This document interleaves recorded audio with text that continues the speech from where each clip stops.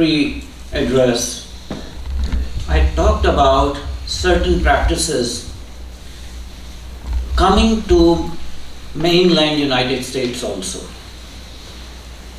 I had alluded to a thinker and writer, Ayaan Hirsi Ali, who is very open about her victimhood as a victim of female genital mutilation. Very sorry to say that there are states in United States and there are communities in United States that are practicing, and people have been arrested.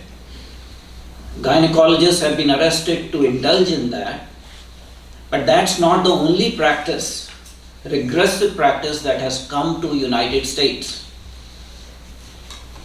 There is another practice called honor killings. So our next presentation would be on honor killings in America, both Canada and United States.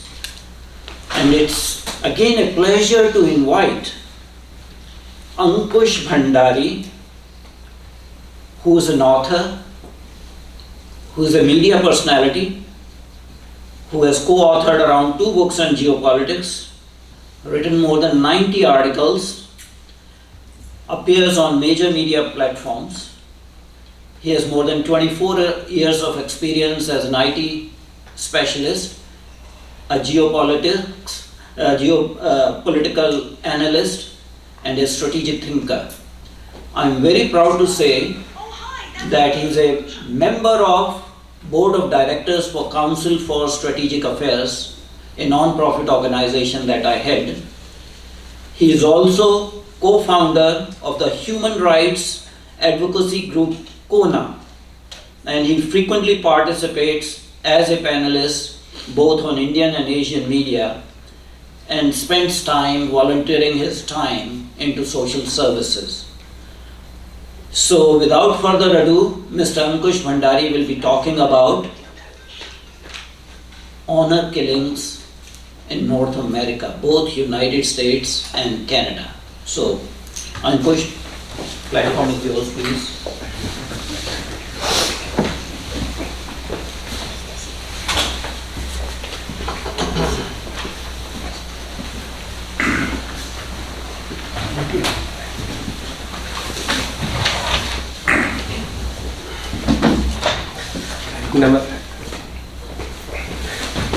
Namaste everyone, good morning, shalom, wherever you are from. I think I have to put it in front of my... Can I audible or I have to use this?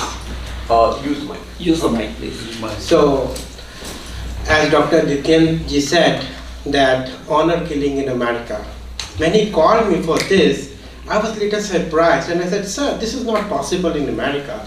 He said, yes, I am in this field, I know lot of cases where this happened. So I want you to speak this year on the honor killing in the Western world hemisphere.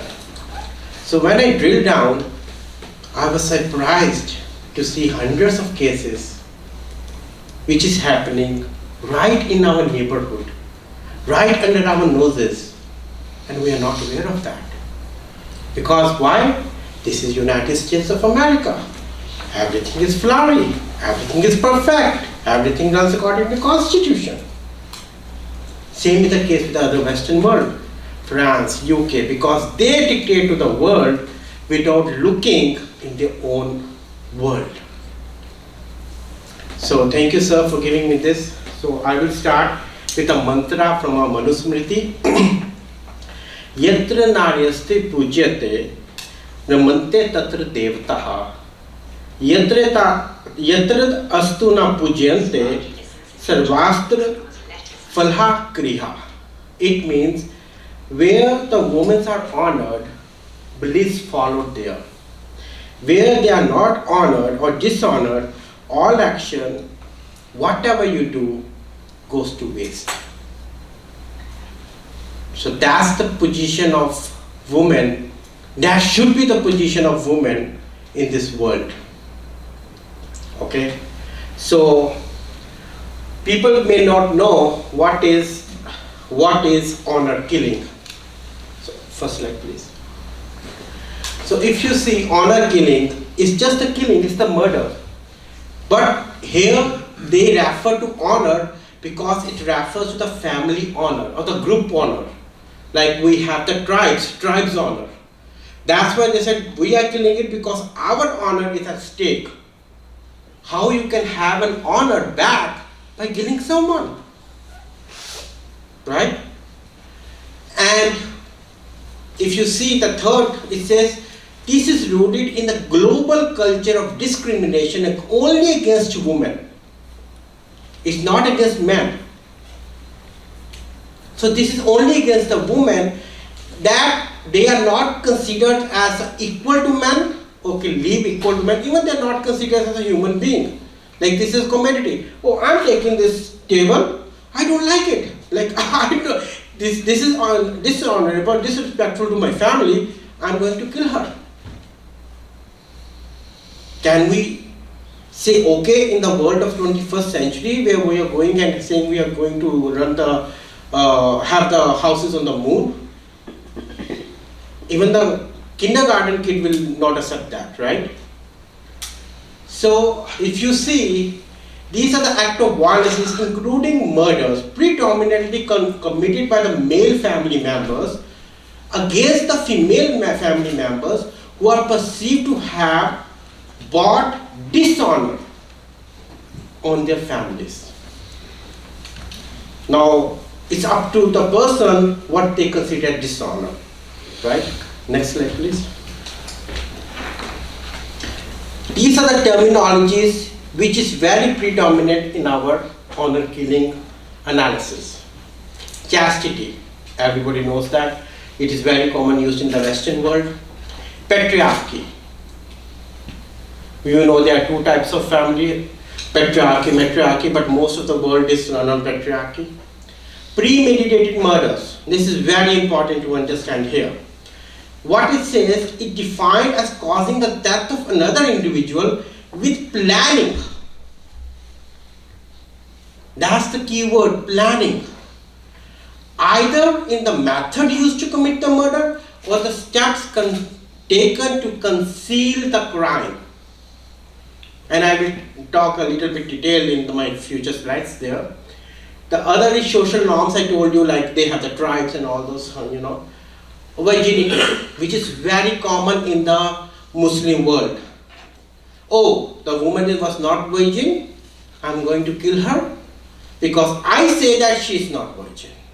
The husband is saying she is not virgin. It can be ABC factor, XYZ factors. But she has to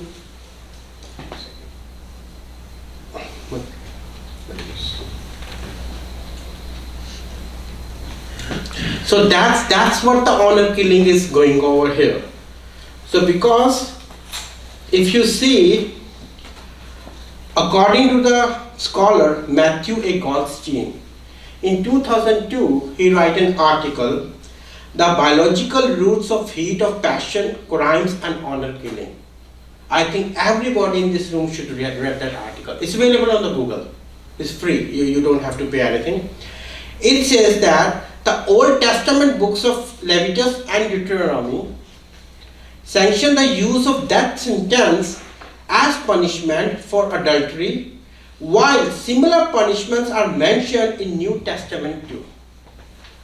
So are you saying the books which you follow, I'm not against any religion or anything, but my point here is, are you saying whatever you follow, they give you the right to do this crime?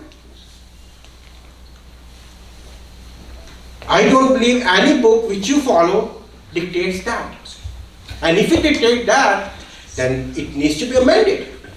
That's why we have very fancy word, amendment, in the Constitution of America. Right, ma'am? You give a smile. Okay, came back. So, thank you. Can you go to the next slide, please? Yeah. Okay. So now, as I said, 90% of the honor killing, or maybe more than 90%, I'm not an analyst on that too, it's related to Islam. Because like the New and the Old Testament, Islam gives the right to kill. And this is seen, if you go to the second point here, read it out, Yemen, Bangladesh, Pakistan, China, Turkey or Turkey, right? Brazil, Great Britain, where you are from, man. I think you should go back and do a little dig on that and then we can talk. And the United States of America. So, it's not that it's only limited to a particular part of the world, it's all over the world. Pretty much, including South Asia.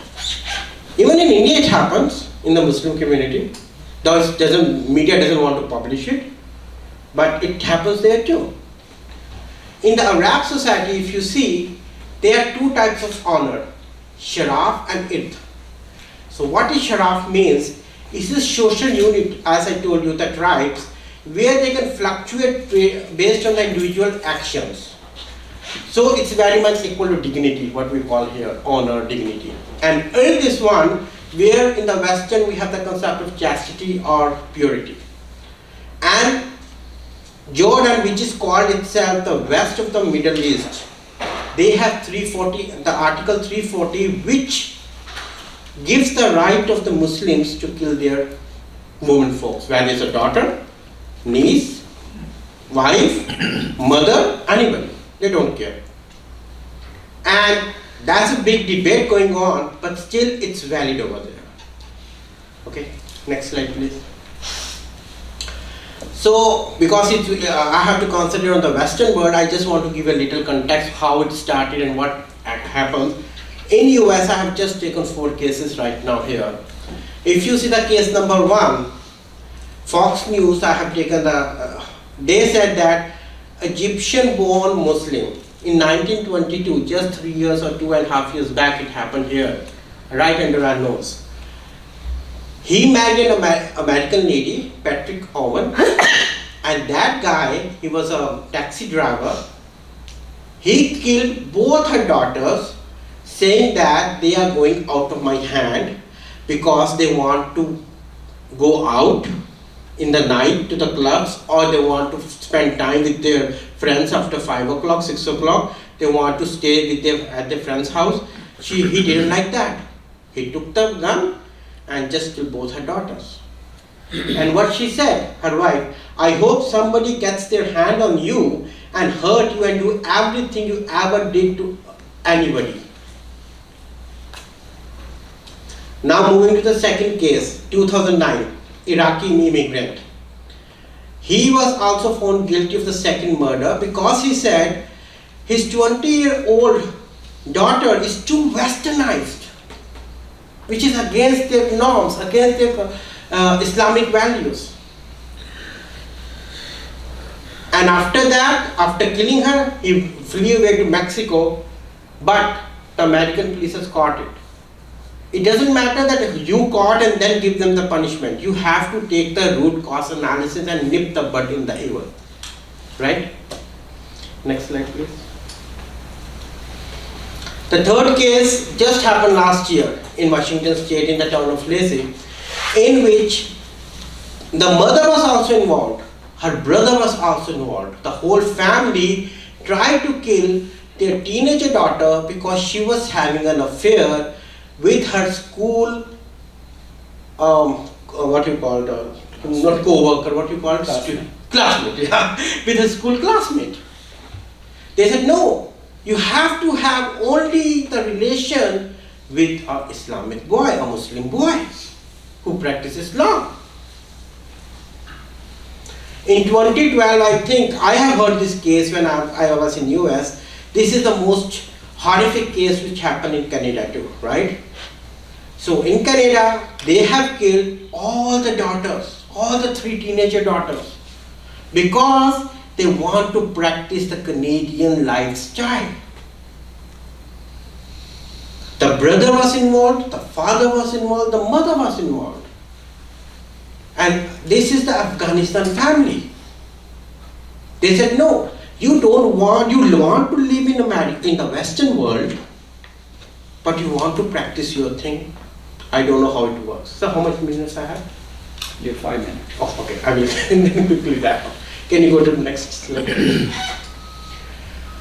So, this is a Gate Research Institute, and it's very important research. I think everybody should look into it. It's not only the victims who are being killed, it's also the corollary victims. Corollary victims are those who are in one way or the other way attached with the victim. Like brothers want to save her sister, but he is also killed in that. So that's what are the corollary victims, right?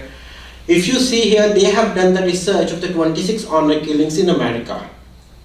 And out of them, 66 were dead. It means it's not only the woman who died, but also who want to save her, whether it's neighbor or uncle or aunt or anybody, right? They are also killed. And this is very focused that mostly the estranged were the daughters. If you go to the point number 1, 2, 3, 4, 5, 6, if you see number 15, 13 were the estranged, these were the wives, or they were the daughter who don't want to live in those families because they want to practice or want to follow the Western world.